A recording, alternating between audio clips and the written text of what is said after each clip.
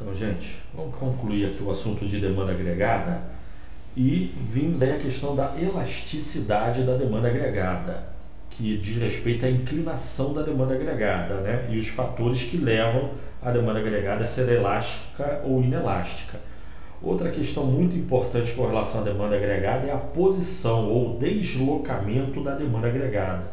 E aí também são muitos os fatores. Eu vou dar um exemplo gráfico, mas vou citar quais são os fatores que impactam o deslocamento da demanda agregada. Mas aí para cada um deles e a interação entre eles fica por sua conta, né, fazer a interação entre eles.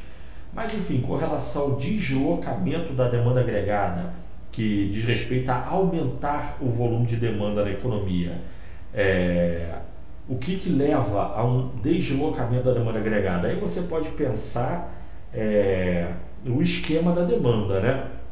A gente tem que a demanda ela é uma curva.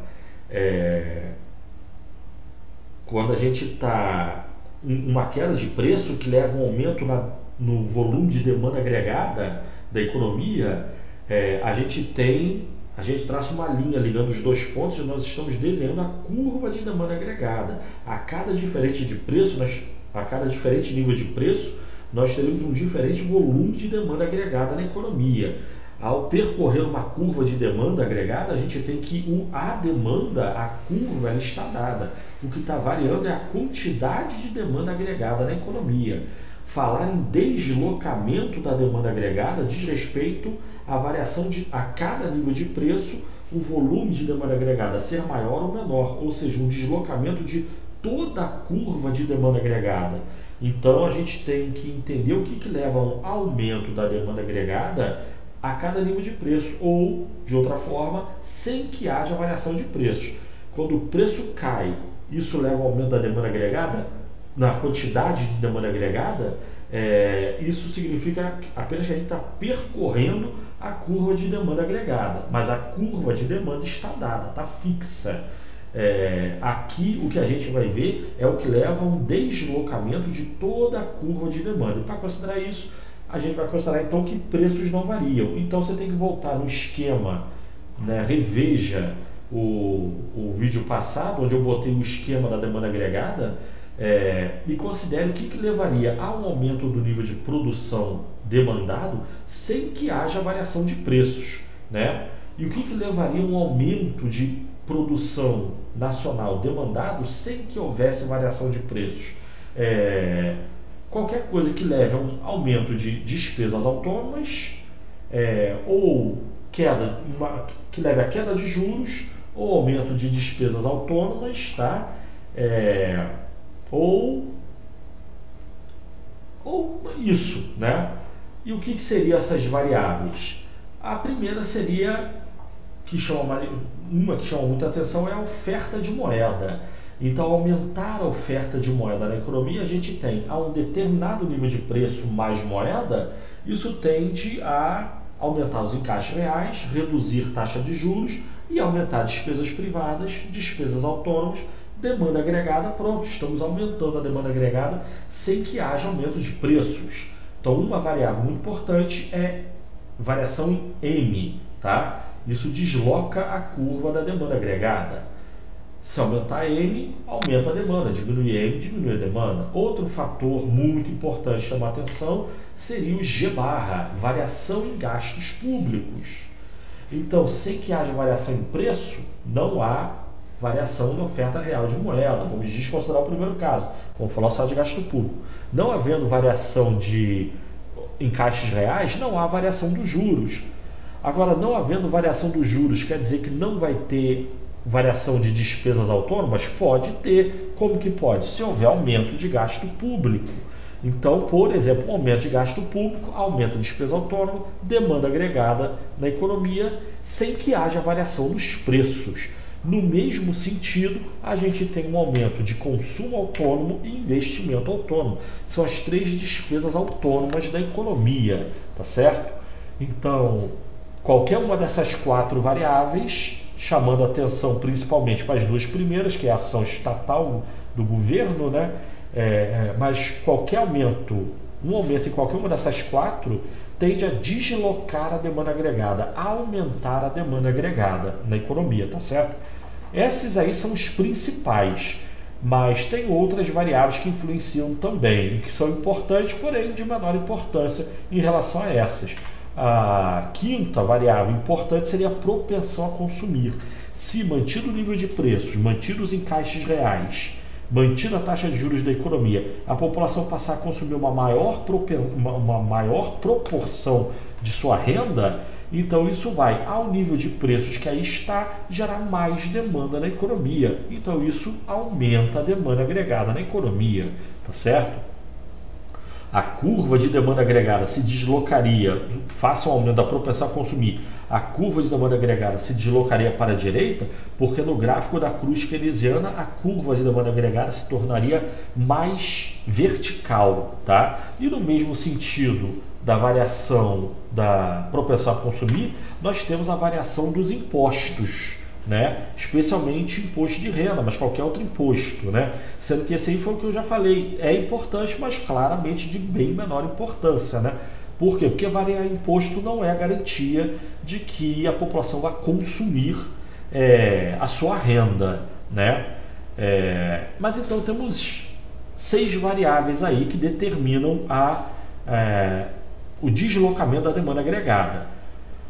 Os 5 primeiros, um aumento das 5 primeiras variáveis leva a um aumento de demanda agregada. A 6ª variável, que é imposto, uma redução de imposto leva a aumento de demanda agregada, tá? E redução de demanda agregada seria a redução das 5 primeiras variáveis aí, né? Uma variação negativa nessas 5 primeiras variáveis leva a redução da demanda agregada. Um aumento de imposto, a última variável, levaria também a redução de demanda agregada, tá certo? Sendo que essas variáveis aí, a gente tem o quê? Que a oferta de moeda tem a ver com a política monetária, mas gasto autônomo, consumo autônomo, investimento autônomo tem a ver com as despesas autônomas da economia. Já a propensão a consumir e a alíquota de imposto tem a ver com o multiplicador keynesiano, tá? E as duas primeiras variáveis, moeda e gasto, são variáveis que estão sob controle do governo. O governo define a quantidade de moeda em circulação, né? Num caso extremo, todo o dinheiro é ele que determina, e gasto público, bem ou mal, depende do governo. É claro que dentro do governo, a relação do governo com o poder legislativo, né? Isso é importante, mas está na mão do Estado, digamos assim, né? Então, quantidade de moeda e gasto público depende do Estado. Já consumo autônomo, investimento autônomo e propensão a consumir, isso aqui depende das pessoas decidirem consumir ou investir, né? Se as pessoas resolverem não mais consumir, reduzir consumo, reduzir investimento, a economia fica, né, tende a reduzir demanda agregada na economia. Então o governo tem controle sobre as duas primeiras variáveis. As 3 seguintes estão sob controle direto das pessoas. Já os impostos ali, ele está sob controle tanto do governo quanto das pessoas, né? É o mais fraquinho, né? Pode parecer que não, mas é. Todo mundo pode dizer, não, imposto é muito importante. Sim, só que o impacto da variação do imposto sobre a demanda, ele é mais... não é certo. Porque o governo pode variar imposto, só que as pessoas podem não querer consumir, né? O governo pode reduzir tributação e as pessoas não quererem consumir. Assim como o governo pode até aumentar imposto e as pessoas consumirem a menos, o que não, logicamente, reduziria demanda agregada. Mas também é possível que o governo aumente impostos e ainda assim as pessoas continuem consumindo, vai aumentar a propensão a consumir. Nada impede que isso ocorra, né? Ou seja, variação de imposto é o mais fraco aí. Se o governo fizer uma medida de política econômica para gerar demanda, ele vai mexer em oferta de moeda e gasto público. Uma das últimas medidas seria mexer no imposto, né? O principal é mexer na expectativa das pessoas, fazendo com que elas consumam e invistam.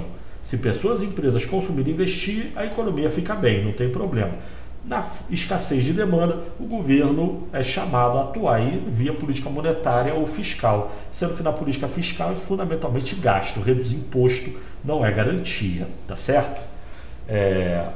Mas aí, rapidamente, não vai ser muito rápido, né? Mas vamos ver então um deslocamento da curva de demanda agregada, mas vamos considerar só o primeiro variável. As outras ficam por sua conta, você que tem que considerar. E na prova, possivelmente, é sobre essas variáveis que serão perguntadas, né? Mas cada uma delas vai dar uma diferente variação e impacto sobre a economia. Mas, enfim, vamos considerar o que? De novo, que há um certo nível de preço na economia, P1, ele vem da interação entre demanda agregada e oferta agregada. No próximo vídeo a gente já vai fazer a interação entre as duas, né? Mas vamos continuar considerando a oferta agregada keynesiana extrema. Mas vamos dizer que na economia existe um certo nível de preço P1, que vem da interação entre demanda agregada e oferta agregada. Dado esse nível de preço, o governo arbitra uma certa quantidade de moeda M1 barra, de tal forma que na economia existe um certo volume de encaixes reais, M1 barra sobre P1. E aí, pela interação entre mercado de bens e monetário, é definido a taxa de juros de equilíbrio simultâneo entre esses dois mercados. Vamos dizer a taxa de juros I1. A esse nível de juros, há um certo montante de despesas autônomas, A barra menos BI1. Dado esse montante de despesas autônomas, há uma certa demanda agregada a cada nível de renda, DA1, e pelo equilíbrio do mercado de bens é definido o nível de produção renda nacional de equilíbrio demandado, vamos dizer Y1, tá? Então aí nós temos a tríade de preço, juros e renda que mantém o mercado de bens em equilíbrio no ponto A.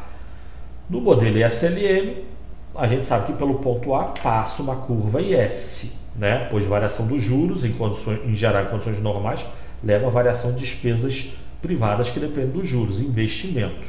E a relação entre juros e despesas é negativa. A esse nível de renda Y1, no mercado monetário, normalmente falando, a gente vai ter uma curva de demanda de moeda negativamente inclinada, normalmente falando.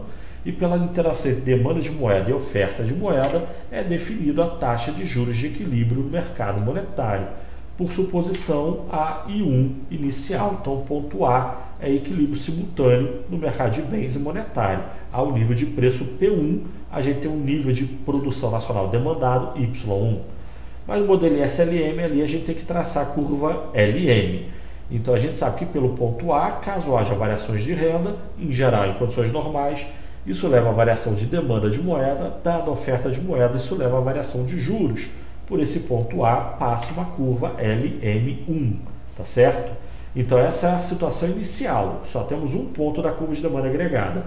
A gente já viu que, havendo variação de preços, já é a nossa curva de demanda agregada, né?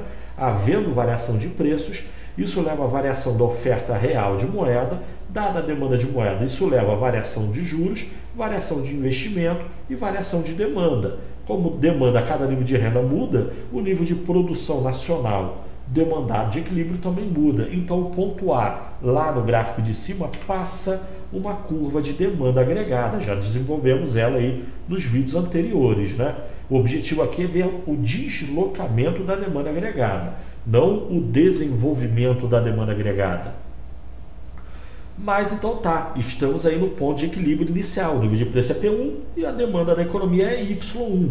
E aí esse nível de produção demandado, a gente vai ter um nível de renda Y1 e a taxa de juros de equilíbrio no mercado de bens e monetário igual a I1. Agora, o que levaria o deslocamento da demanda agregada? Um aumento, o que faria com que a esse nível de preço P1 a economia passasse a comprar mais, por exemplo? Aí a gente viu então no slide passado as variáveis que impactam a posição da demanda agregada. Vamos considerar que o governo faça um aumento de oferta de moeda, uma política monetária expansionista, né? Ele aumenta a oferta de moeda de M1 barra, vamos dizer, para M2 barra. Então, mantido tudo mais constante, mantido o nível de preço, mantido taxa de juros inicial e mantido o nível de renda, produção renda inicial Y1, então a demanda de moeda é L1. Como o governo aumenta a oferta de moeda, isso vai, dada a demanda de moeda, reduzir a taxa de juros até o ponto B. A taxa de juros vai cair de I1 para I1'. Esse aumento da oferta real de moeda leva a um deslocamento da curva LM, de LM1 para LM2. Então o mercado monetário vai estar em equilíbrio no ponto B, mas no mercado de bens haverá um desequilíbrio. Qual é o desequilíbrio? Haverá excesso de demanda de bens, porque o ponto B no modelo SLM é um ponto abaixo e à esquerda da curva S. A taxa de juros está caindo ao nível de renda Y1. Então há uma pressão por aumento de investimentos, despesas autônomas e demanda agregada, tá certo? Na medida que demanda agregada aumenta, isso tende a aumentar o nível de renda e demanda de moeda. A taxa de juros até vai subir um pouquinho, já falamos sobre isso, mas o resultado final é que a taxa de juros vai ser intermediária entre I1 e I1'.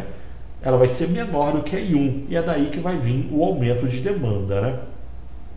Mas enfim, como taxa de juros cai de I1 para I1', isso gera pressão no mercado de bens e o resultado final é que a gente vai acabar ali no ponto C, no modelo SLM, com taxa de juros I2. A taxa de juros vai ser I2, menor do que I1, isso leva a aumento de investimentos, né?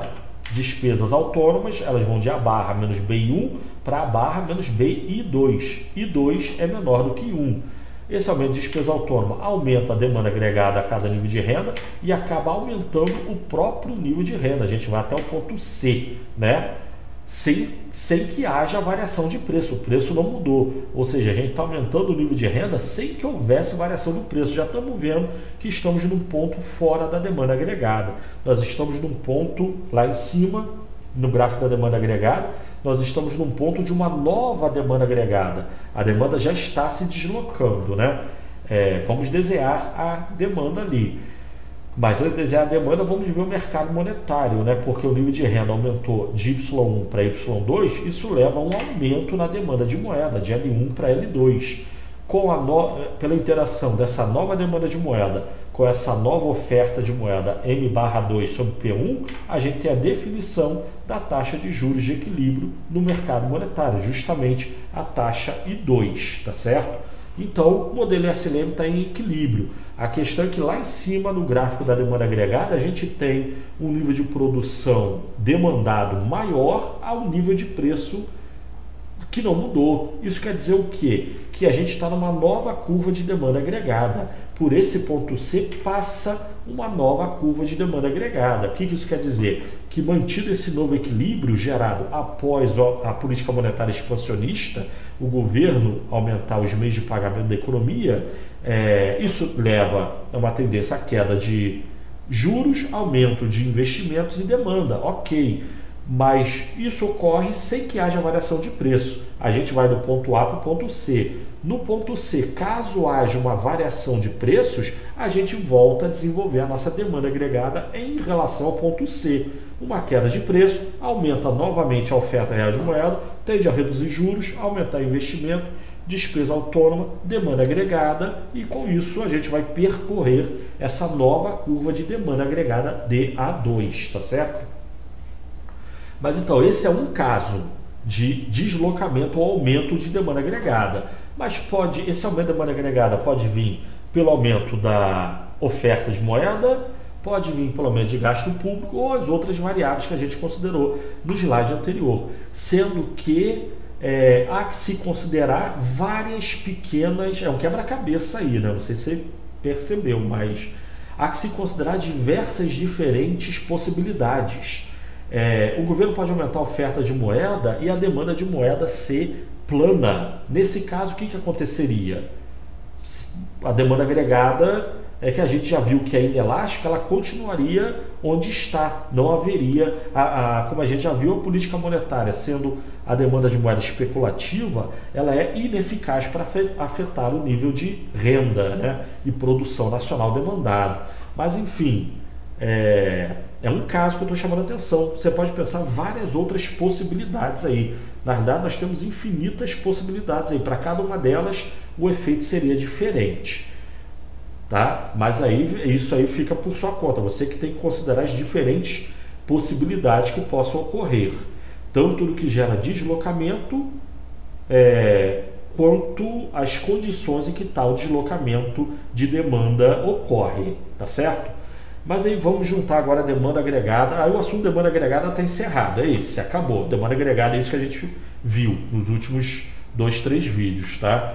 Mas agora vamos juntar demanda agregada e oferta agregada para falar do equilíbrio geral. Mas aí deixa o próximo vídeo, valeu? Tá bom então, tchau.